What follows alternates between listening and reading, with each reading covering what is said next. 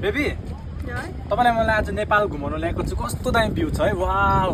baby हजुर तपाई खुसी छैन म खुसी छु त यत्रो नेपाल घुमाउन ल्याइराख्छु तपाईलाई मैले म खुसी छु भने त आउनु न अब लिसाइ बस्छ लु नेपालको सबभन्दा फेमस मिठाई ललिपप खाऊ अब खुसी होला नि साह्रै खुसी त देखिने तिमीलाई के भएको तिमी के भयो भन त तिमी जिम खाऊ के हो यो मिठो है हेर्नु त कन्यामको भ्यू कस्तो दामी देखिरहेको छ पर हेर्नु यता हेर्नु कस्तो दामी देखिरहेको छ है तपाईँ त खुसी छैन त छ्या के भएको बेबी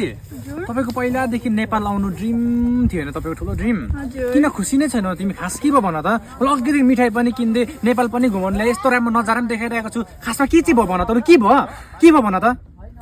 म एउटा कुरा भन्छु कि नरिसाउला भन न के भयो भन त खुसी चाहिँ हुन यस्तो दामी जग्गा घुमाउनु ल्याइरहेको छु मलाई याद छ नि तपाईँले मलाई नेपाल घुमाउनु ल्याउनु भएको छ होइन झन् कन्यामा आउने त उहिले देखेको सपना थियो मेरो तर मलाई कस्तो के नपुगेको जस्तो भइरहेको छ हौ के चाहिँ पुगेन यत्रो घुमाउनु ल्याइरहेको छ यत्रो खर्च गरी के चाहिँ पुगेन तिमीलाई मनपर्ने ठाउँ ल्याइरहेको छ के चाहियो अब के भयो अब कसरी भन्नु तिमीलाई यस्तो हुन्छ नि अब यस्तो हातहरू अलिक चिलाएको जस्तो होइन कस्तो के नपुगेको किन चिलाइ हात चाहिँ के भयो अब नेपालमा पनि होइन तिमीलाई अलिक हिर्काएको भए चाहिँ मलाई मजा आउँथ्यो जस्तो भइरहेको छ हौ मैले तिमीलाई कतिवटा प्लेसमा कुटिसकेँ होइन ड्याम्की ड्याम अब हेर न ड्रिम प्लेस नेपालमा पनि मैले तिमीलाई हल्का यस्तो हिर्काएको भए चाहिँ कस्तो मजा आउँथ्यो होला है मेरो सपना पुरा गरिदेऊ न के भन्छौ प्लिज अलिकति हिर्काउँछु नि प्लिज के भन्छौ प्लिज पुरा गर मेरो सपना के भएको छोरा